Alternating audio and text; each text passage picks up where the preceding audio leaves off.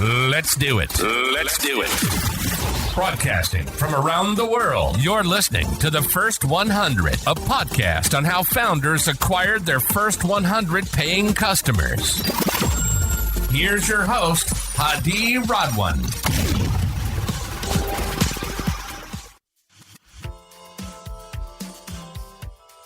Good to have you on the show, Hamesh. How are you doing today?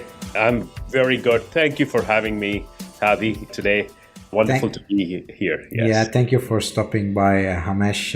Let me just quickly introduce you to our listener. Hamesh Chawla is the co-founder of Mulberri, which is an AI-powered intelligent business insurance platform used by PEOs, brokers, small, medium businesses, and carriers. And you've raised to date around $4 million, which is coming from notable investors like MS&AD Ventures and Hanover Technology.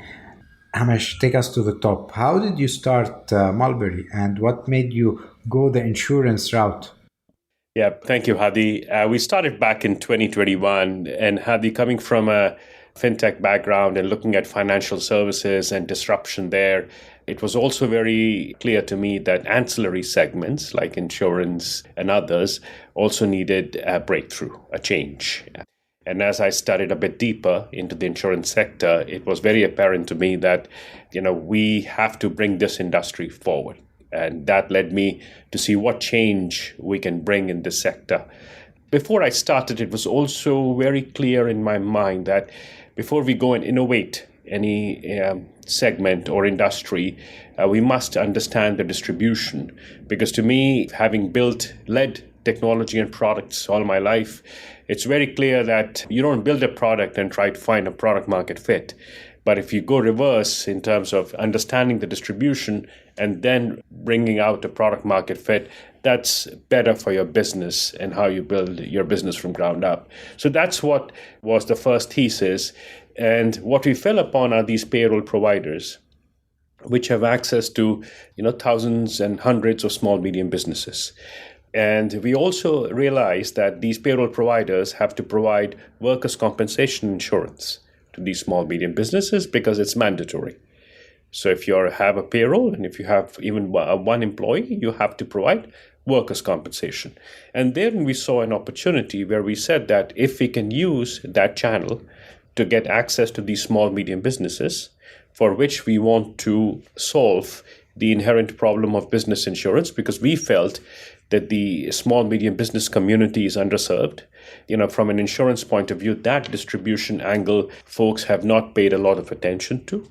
And if we can solve the embedded problem in terms of solving this, providing kind of a platform or marketplace for these payroll providers, by which they can use us to not only streamline their internal software play, but at the same time use us as a marketplace to provide insurance for the small, medium businesses. And that was our thesis. So we said, let's look at workers' compensation, and can we become an embedded marketplace for these payroll providers to provide different kinds of workers' compensation insurance from carriers that we bring on our marketplace to these small, medium businesses in a transparent manner, in a cost-effective manner, in a very competitive manner.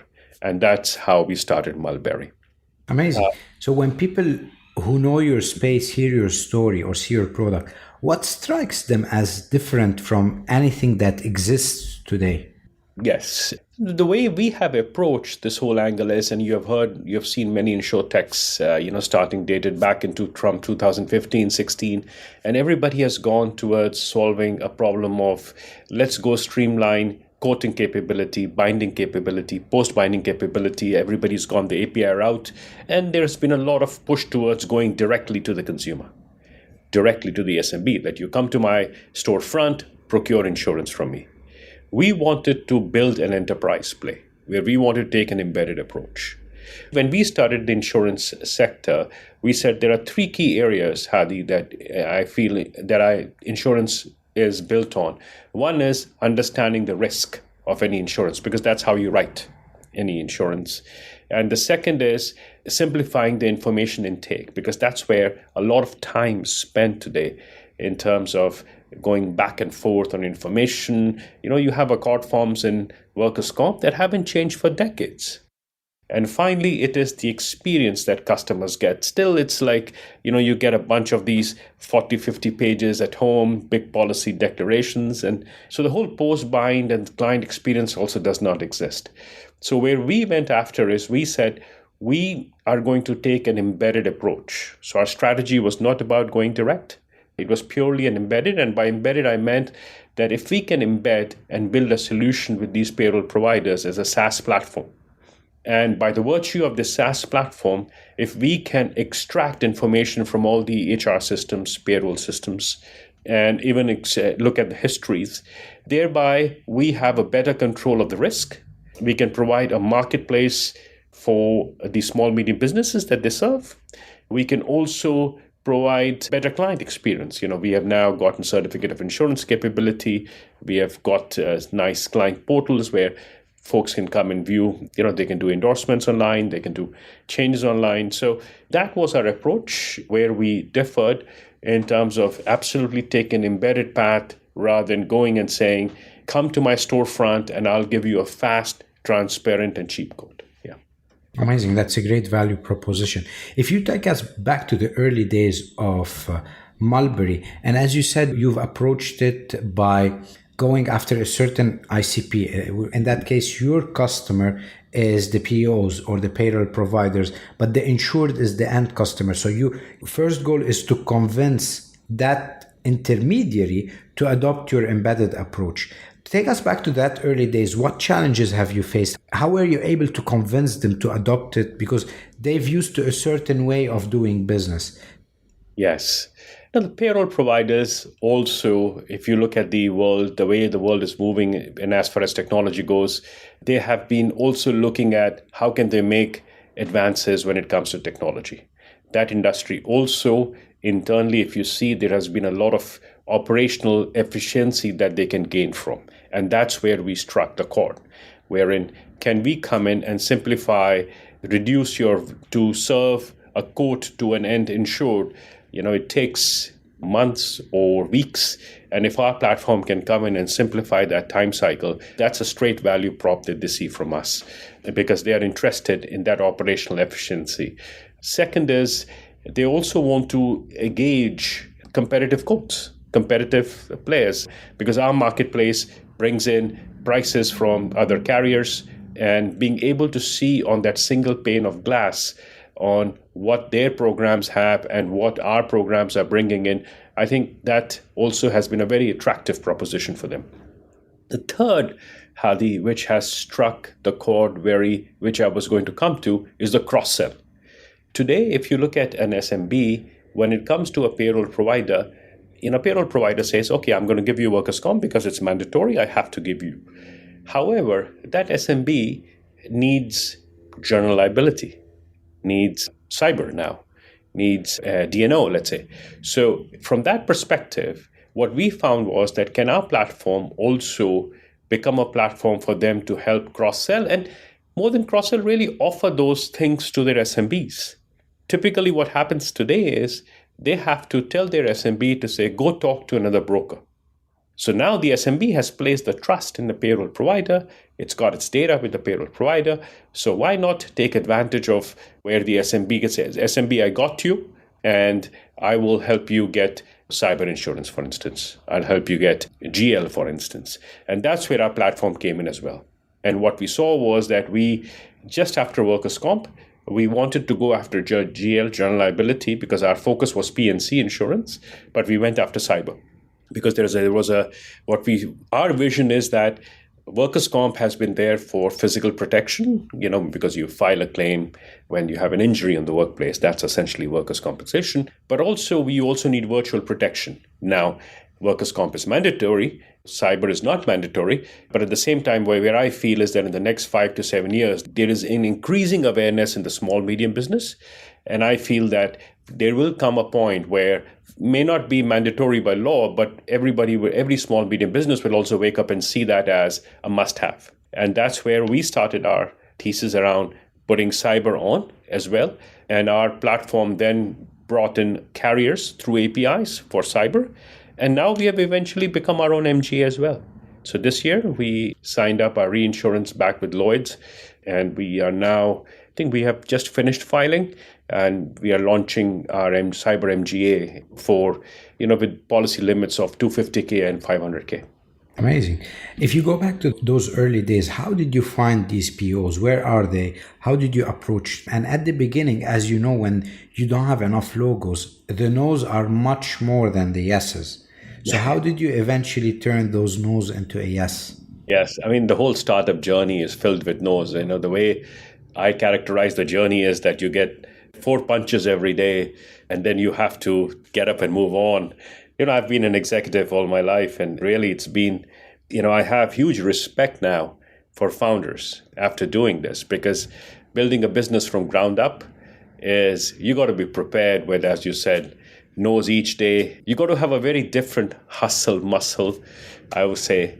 You got to have a very different skin to play this, because the lows can get very low, highly low, where you say, I feel shitty today, but you get up tomorrow, you fight back again. But going back to your question, we uncovered many of these organizations or affinity organizations where many of these payroll providers come in. And, one such affinity organization is called an APO. And so once we found that, we started to have a presence there. I was also nominated for one of their cyber committees. So being present there and being able to show our thought leadership, show where we think the industry should move, and then really going one after the other and through referrals as well. We got no's, of course, we got saying, don't come now, come after 6 months, come after 9 months, but keeping that persistence and really ensuring that any of the affinity organizations where these payroll providers are coming in, be the HR tech conferences, be the payroll tech conferences, you push Mulberri there and start to have that organic growth and presence. Amazing. How did you structure early your sales team, and how did that change over the past maybe 2 or 3 years? I think it's a very small, as you can relate to, Hadi, in the first couple of years, we were almost about 2 years in the journey. Your focus is a lot on building, focuses a lot on product market fit, focuses rapidly changing. So you keep your sales team very limited. We have to wear multiple hats. So really our strategy has been, how do we keep on advancing our presence, our thought leadership at various, as I said, conferences, affinity places, while keeping the sales team very minimal. Our focus has been, I think, to really craft that product market fit and spend a little bit more on that energy, so on the product, and that's where our focus has been. But, as we now scale along and, we are certainly, I'll look to be adding more, but we have kept that minimal for now. Amazing. What has been the hardest thing to launch and start your InsurTech? Any challenges, failures that you could share with us? Any crucial moments that could have changed the way you operate and maybe it went the other way? I think it's when I started this, it was, especially coming from a product and tech land, you feel that, you're going to automate everything end to end, and you're going to create a nirvana. But suddenly you realize the limitations around you and the pace of the partnerships that you depend on around you, that it's not as simple. I mean, a classic example is that, my goal was that, can I do a quote and bind in less than a minute? When you start to talk to multiple carriers whom you want to bring on your platform, some offer APIs, some don't offer APIs. And really, that was sort of a little bit of an awakening for me in this insurance land on how you're dependent on these relationships, on these partnerships, and they may not move at the pace you want. They may not have the capabilities that you want, and they may not even have sometimes the mindset that you want, right? Because if you have to also see that traditionally, the insurance, it has been led by brokers. Where there are carriers, there are thousands of brokers as well, and a lot of work has, as you said before, you're used to a certain style of doing work every day, and if you come in and you say, no, now you want to do it differently, change is tough. Moving the industry to the change that you want, takes time. And that was, I would say, a bit of a, aha moment for me as I went deeper and deeper into the sector. This is very interesting, the way you positioned it. As we mentioned earlier, you just raised 4 million, whereas most of these business insurance, InsurTech, you've seen they've raised hundreds of millions. What kind of operating principles do you use in your organization that has allowed you to stretch that runway? Instead of raising hundreds of millions, you were able to, 3 years into operation, you're still actively improving and growing. Thank you, Hadi. Now, 2 years, and I think we are very fortunate enough, and I'm very fortunate enough to have the team that I have. First of all, the team is very passionate. The team is very driven.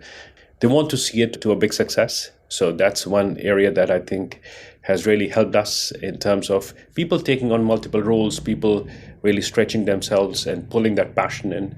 Second, we have also been very conscious around not building the whole ocean or not boiling the whole ocean when we can just build a bucket right now. So that we have kept, I call it brutal execution or brutal prioritization, or violent, you can use the word execution or prioritization. But that is the capability. For instance, can we do a couple of things manually and while we pick up on the customer base, and then we do this part of the module automated as well. So, a sense like that where I don't want to go and build a whole thing until we start the business and the scale and the traffic to come on. So that's the approach we have taken. We've been smart around our prioritization, our feature set. And honestly, I think the team has very smart coders. That way we have been able to keep this better from a very operational perspective, yes. What's your superpower? I would say keep pushing. That's something that I wake up every day and I don't give up. And as you said, founder's journey is, I think from outside, you may look at some of these unicorns and look at these successes and you may feel, wow, these guys have made it, done it. But I think if you live a founder's journey, it's humbling. It is. And I encourage everybody to experience it.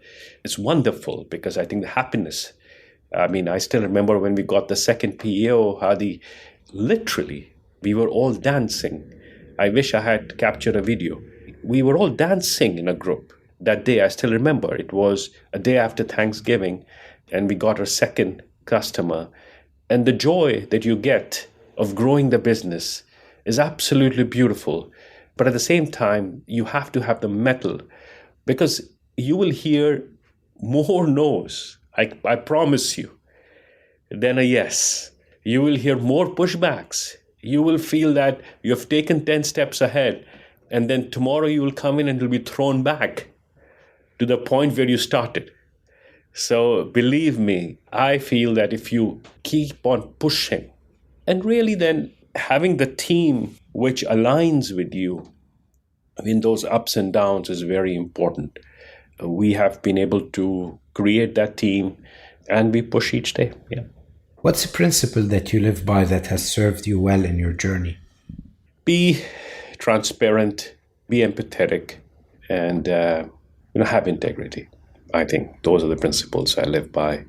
When you commit, do your bit, build trust with the folks around you, and at the end of the day, those are the things that keep you going. Even as a founder, you are vulnerable, right? You have your moments when you are not the guy who will always be, I am taking you to the mountain. You'll have your moments where you will feel, no, guys, sorry. And if you don't have the support structure around you, when you have those days, when you have those moments, the journey gets tough. And that support structure only comes from the values that you create with your team. That's what I live by. Yeah. Thank you for sharing all of this. What's next for Mulberri? For us, we have created, as I mentioned, Cyber MGA. We have launched our risk engine, certificate of insurance capabilities. We'll continue to go deeper into the payroll sector, but at the same time, we are looking at broadening these capabilities to other sectors such as carriers who are very interested in our risk appetite and engine capabilities, brokers, when we eventually open up our Cyber MGA to the brokers, to other financial embedded institutions who want to use our capabilities from our security technology providers.